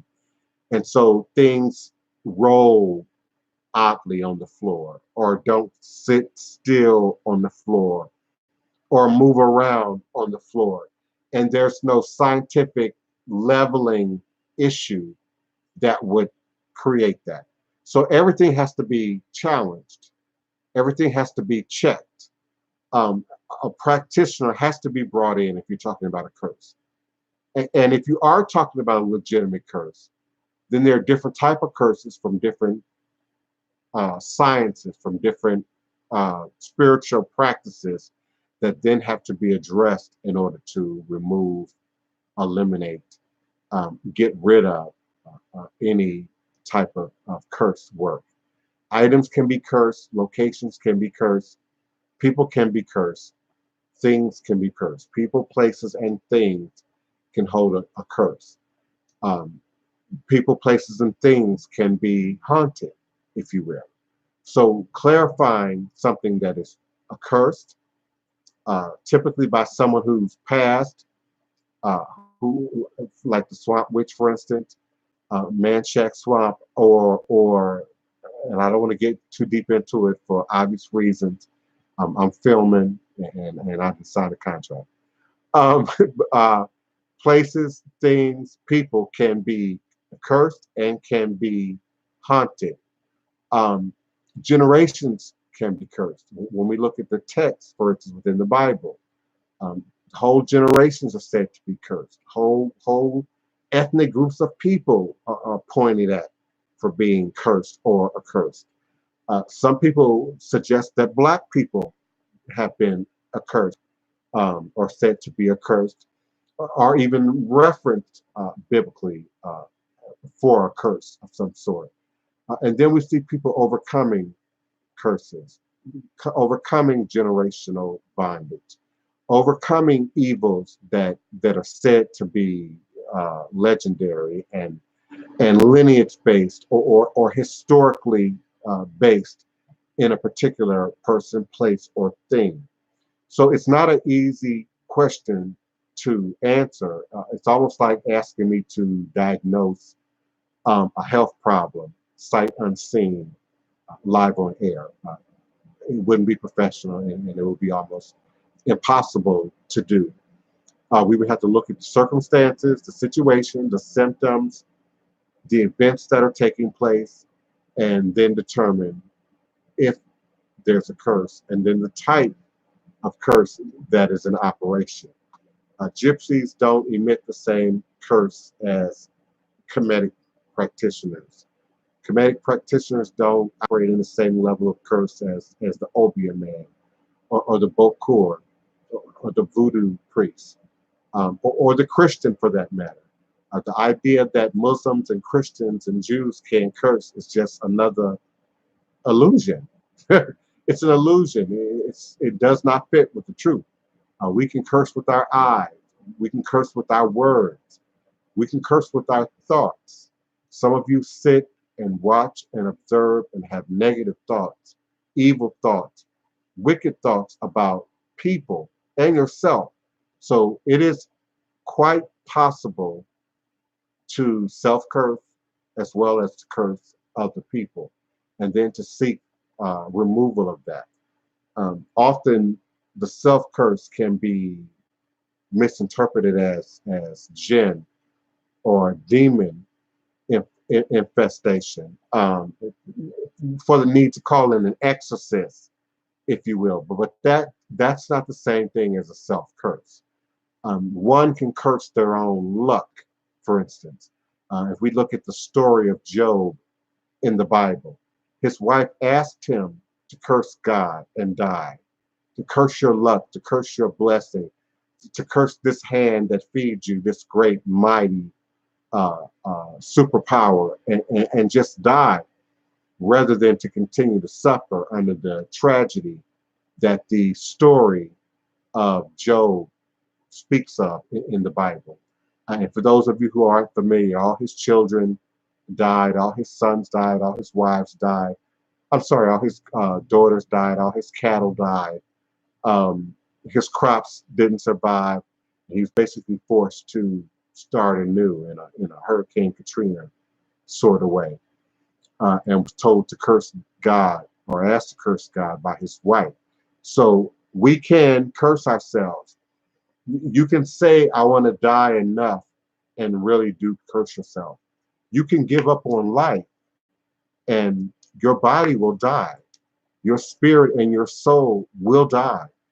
There are documented examples of this. It is said that when one spouse passes, particularly elderly or aged spouses, and then another spouse dies, within a week, within 2 weeks, within a month. It's said to be of a broken heart. We've heard parents have been said to have had heart attacks, strokes after the passing of a child. 90 seconds on my live Blog Talk Radio broadcast.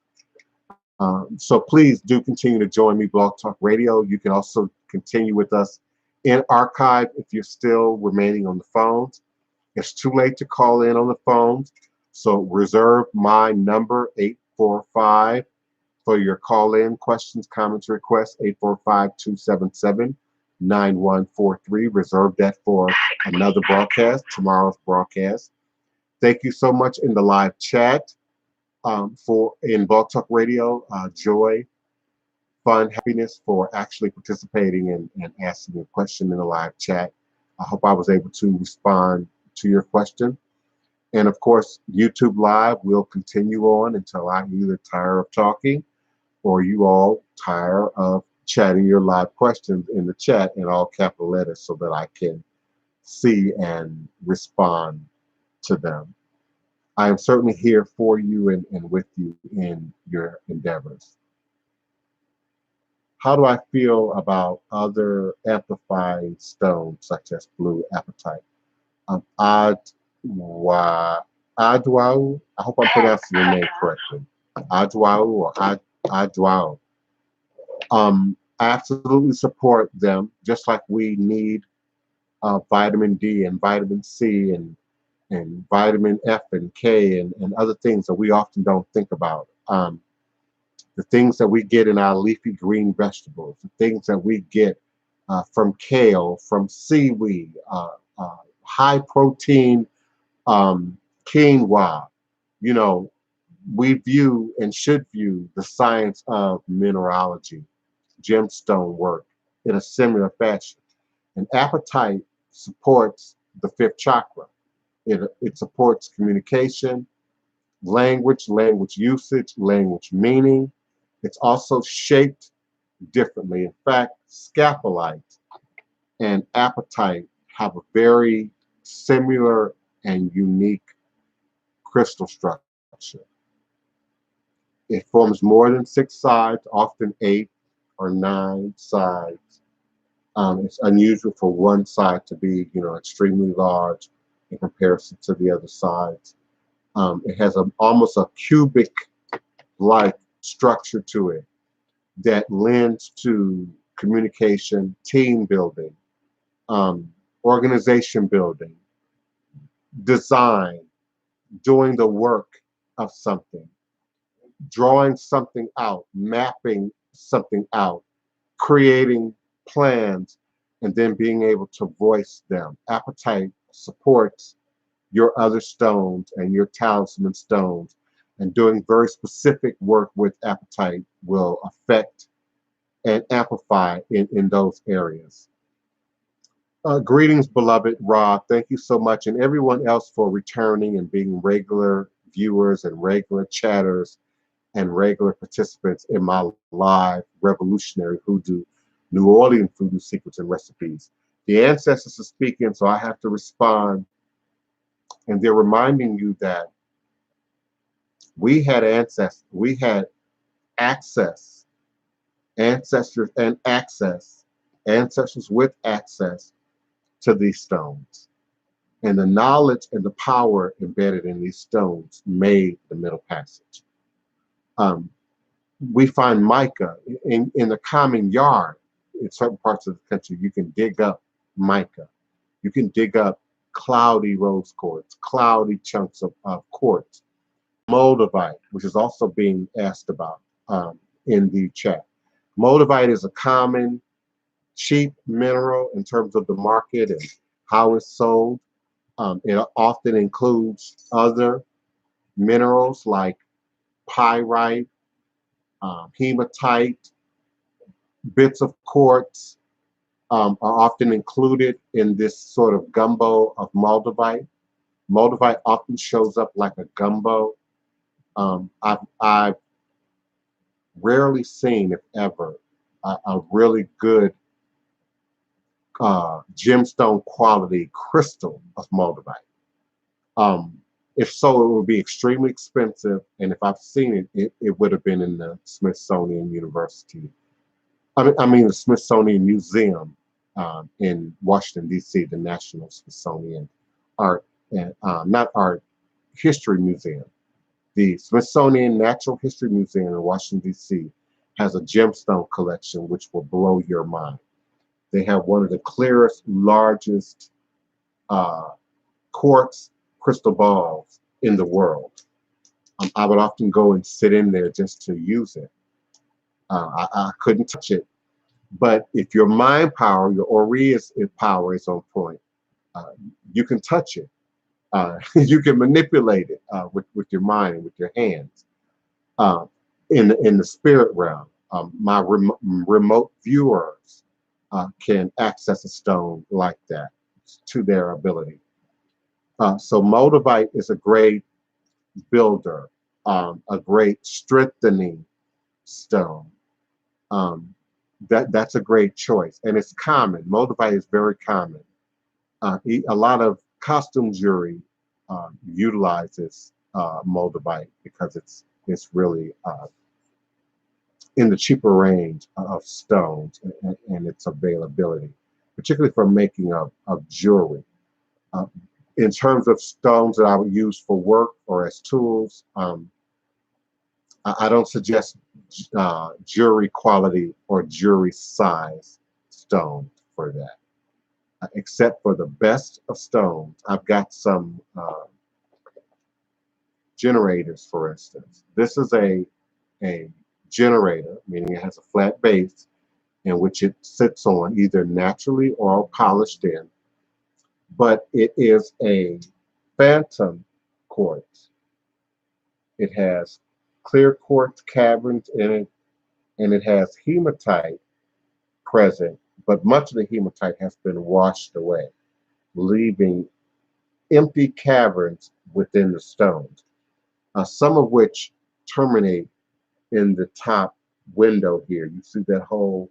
I can actually see down into one of the caverns inside this small generator. This is a great talisman piece. To have that set in gold or silver by your jewelry, your preferred jewelry, to then wear around your neck, this would be a great talisman piece. I knew I was going to say something. I forgot exactly what it is now. But it was a twin internally. There's a crystal on this side, and there's a crystal on this side. And then there's caverns in between it in the middle, while it still continued to grow up and form this one generator. So small pieces can be, that's my thought. Small pieces can be powerful if you know what they are and you know how they operate. This is a apophyllite. It's not quartz, it's a apophyllite. So it obviously grows on a completely different mathematical system. If you look at it on the inside, it has a perfect diamond shape inside, in which the rest of the crystal grows from on the outside. It looks almost like candy, like something edible. This too would make a great talisman. Have it set in gold, have it set in silver. It would make a great piece that you can wear and not have to worry about it, not have to take it off. Or maybe you do take it off, but it's the go-to piece that maybe you're going to wear each and every day. This is like a supercomputer, this apophyllite. It's said to be one of the third eye stones. Open your third eye, allow you to see greater powers, greater visions, greater illusions into what is in our world.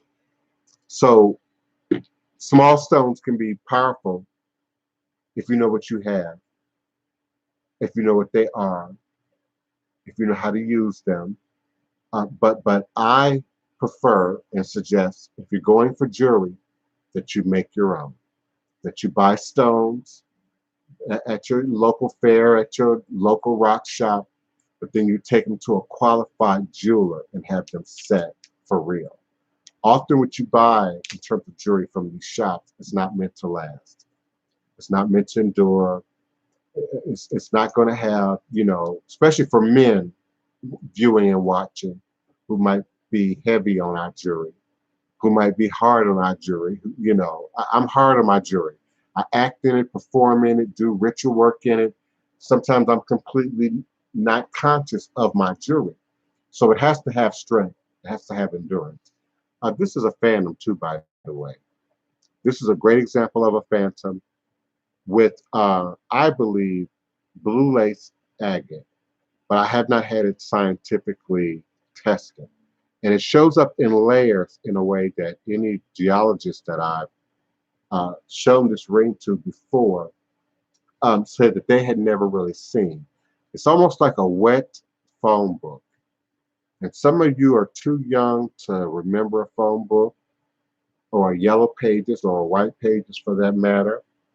But it's layered. You can literally see through the layers of that crystal phantom blue inclusion that's inside the stone. Literally see through the layers like a wet book. That's the best way I can describe it, like a wet book. Um, and so there are all sorts of small stones that have great power. But if you don't know what you're getting, you don't know what you're looking at, if you're not shopping at the right store, New Age stores are going to sell foo-foo, uh, uh, trending, stuff.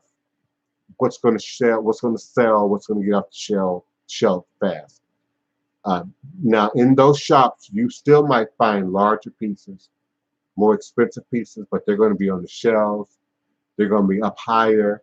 They're going to be locked away because they're not wanting them shoplifted from their shop, and they're not anticipating that the average buyer is going to come in ready to spend that level of money. A crystal like this might cost you $60 or $80. Crystal like this might cost you $150. So size does matter in doing crystal work, but it matters even more in terms of establishing a piece that you're going to use as a terminator. Not a terminator, a talisman. Something that's going to have amplified applications attached to it.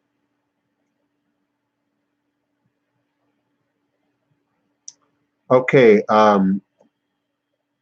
Adwa also asked, what about wrapping them in copper? Does that change their abilities? Copper is a great metal in that it is soft, it's relatively affordable, it's easy to come by. I found copper on the street, copper wire on the street, and have made bangles and earplugs and jewelry from it.